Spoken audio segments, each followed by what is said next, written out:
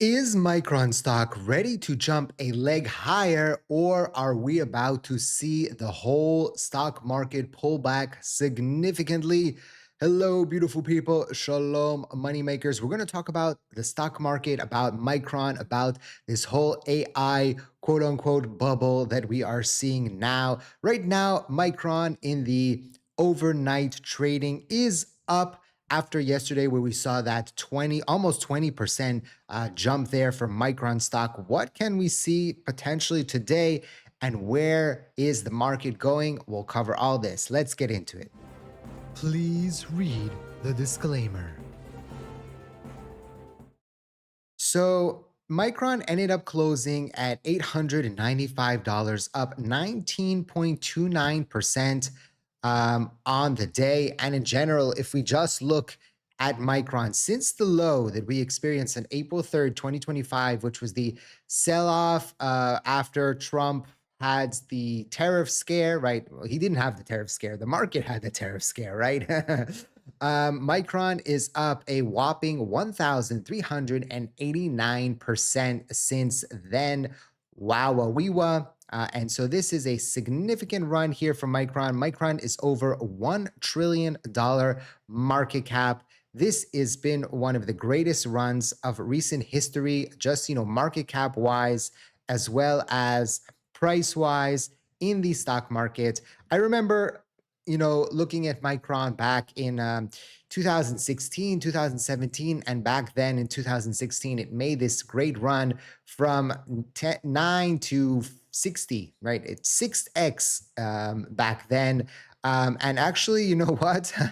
If you look at it, it is also an amazing run, 576%. This run, of course, is double than that. That was still a great run.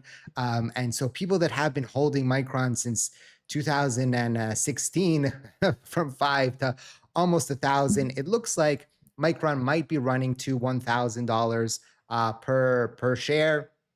It seems that it's going that way. It's problematic. Why? Because when you have a stock that has all-time highs, and especially when it every single day almost it's creating new all-time highs, then what the resistance and support levels become is round numbers. So this is a psychological thing. When you look at in a stock like Micron right now, and you could, for example, run some Fibonacci layers, retracements, and try to figure out, what the levels are going to be here. To the upside, I'm having some technical difficulty time there.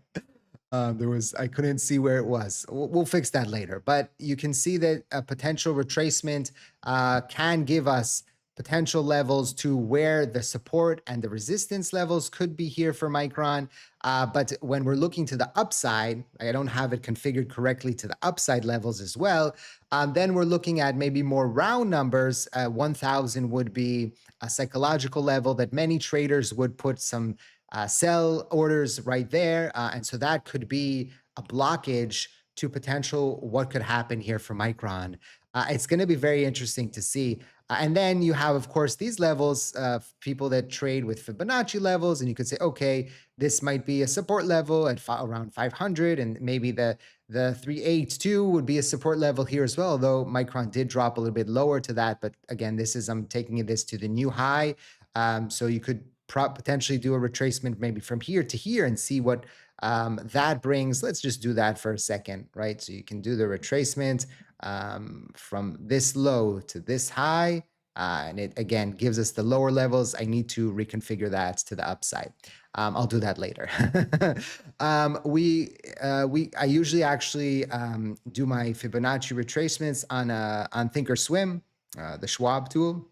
So that's why I don't have it correctly configured here, because that's where I trade. So, but it will be very interesting to see what happens potentially with Micron going forward. This is kind of bonkers, but on May 22nd, ahead of the market's 3-day closure, President Trump said Micron is great and that the company could invest over $100 billion in New York. Today, as markets reopened, Micron stock popped 19%, adding $150 billion to market cap. So it was kind of a double whammy there. There was also the upgrade that gave Micron a price target around 1500, and also the fact that President Trump mentioned Micron. So that was a double whammy, and that helped Micron. You can see, like, if you're looking at my list here, even if we go, let's say, to energy stocks, SolarEdge was up double digits, 14%. Quantum stocks were down yesterday after they had been doing good. Crypto stocks, let's see, not crypto, crypto stocks. Where did it go? It disappeared. I don't know what happened to that list. But the fact is that Micron was outperforming all of them. SanDisk did good as well, and also AMD did good, 7.78%. Also, AMD is in a similar situation right now to Micron, where there are no resistance areas, right? There's no known support and resistance areas at these levels. And when you're creating new levels, round numbers tend to be a catalyst. Also, that what could be a catalyst is the previous high. So you can get that and also the round number. And if we go back to Micron, for example, we already have that resistance level that now becomes a support, right? That previously all-time high where we saw once it broke out in pre-market, actually, you can see yesterday pre-market, and then boom, right? It jumped another, how much was that? 9-10% to the high. It was another 12% after breaking out of that previously all-time high. So many times technical analysis can give us a leg up, but it's not, be all, do all, right? Sometimes news can trump everything, like Trump saying something or Trump doing something. And we'll get to the situation in Iran in just a second. But you can see Micron went up another 6%, and overnight trading actually pulled down a little bit. And now Micron is the 12th largest public company in the world. Kind of crazy, right? We're seeing that global markets continue to go up. Nikkei, the Japanese market, continues to see highs. And also the South Korean market also seeing highs again with Samsung there. The whole sector is just having a very strong boom recently. So it will be very interesting to see as global markets continue to rise. Is there a tipping point? Okay, and we'll get to the euphoric potential in just a second. Orlando, who I call the option whisperer, he likes to look at the tape, and he noticed that someone sold to open over 14 million worth of in the money puts on the 3x bull South Korean ETF Koru today. If these are put sellers, they are a very aggressive way to stay bullish after one of the strongest equity runs globally this year. Deep in the money put selling is basically saying, I still want exposure. South Korean stocks ripping again here, and leverage ETF is now up 420% year to date. So again, many times manipulation that is happening behind the scenes using options is what is fueling a lot of the movements in stocks. The term for it is gamma squeezing, but it is an interesting situation that we're seeing right now, that all these global markets. We talked about Taiwan last night, which crossed India as the 5th largest stock market in the world because of TMSC, and we continue to see this boom around the world with AI and AI infrastructure and anything AI related, right?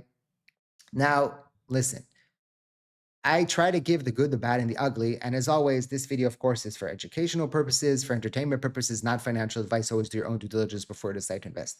I am heavily invested. I am trading the market right now, but we have to take into consideration that the US market is now the most overvalued it is in 50 years, right?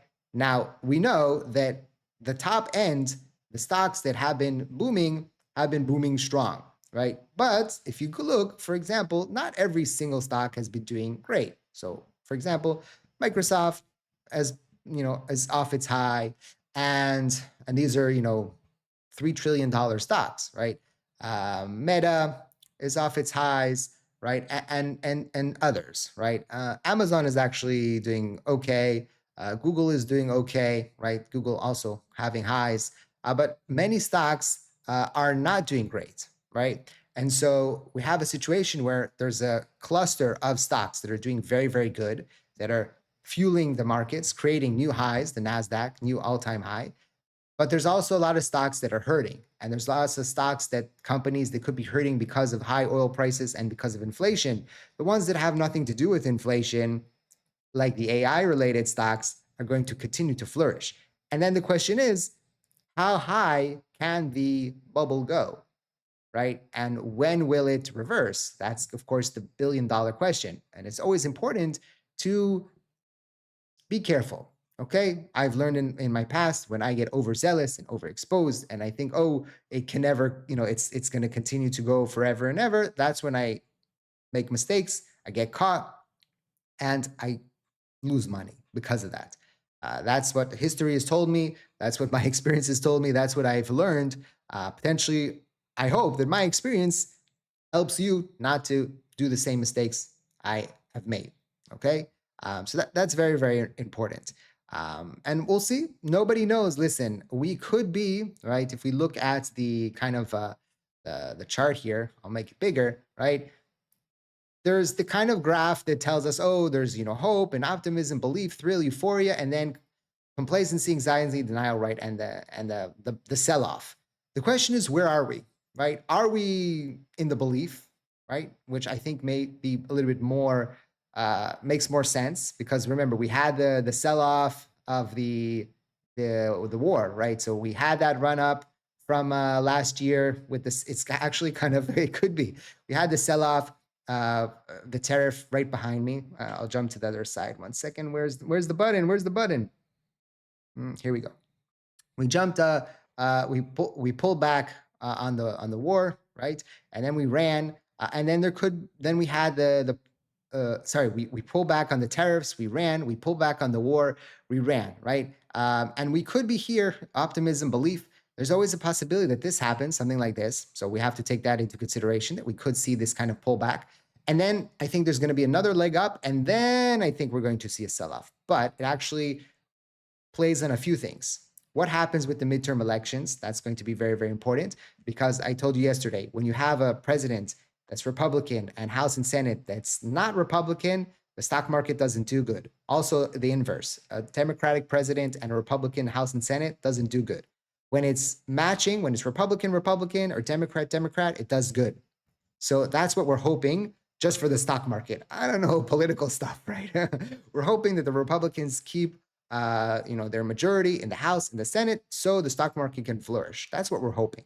And of course, the longer the situation in Iran continues, the longer the oil prices stay high, the worse inflation gets, the lower the probability that the new Fed chairman, Kevin Warsh, is going to start reducing interest rates. And that, of course, if low interest rates are good for the stock market because companies' loans are smaller, their loan payments are smaller, and they have more money to invest. Also, retail has more money because their mortgage, their car payments, everything goes down. And so this could be, good for the markets. For the economy, I don't know. We'll have to see. But right now, again, the probabilities of the new chairman, Kevin Warsh, reducing interest rates are at zero. But maybe he's going to surprise everybody. We don't know. Like, this is a new variable. The probabilities were correct with all the time with the previous chairman. Maybe this chairman gives us some surprises. So, when you have a new variable into the equation, you have to wait and see how that variable plays out before you can predict what's going to happen. So that's going to be very interesting to see what happens. And the whole Iran situation continues to develop. We got, in the next day, right, we're going to see. And then the Iranians did not agree to the terms that President Trump wanted, or the U.S. didn't agree to what Iran wanted, and so far it's just continued negotiation. And this is going to be interesting because today Iran's telecom companies have fully restored internet access after 88 days of near total blackout, and so a lot of information is going to be coming out, also from previous what happened there a few months ago and what has happened during the war. Like, they had a blackout, so we didn't really see many videos come out from there. So that will be very interesting to see if that affects anything of what's going on. And we'll find out today, potentially, where is the market going? Like, the NASDAQ continues to rise, but remember, there can always be a pullback. What was interesting yesterday and what we saw was the VIX rose, had a green day, even though the market was up and most stocks were up. So that's something that we're going to have to watch today.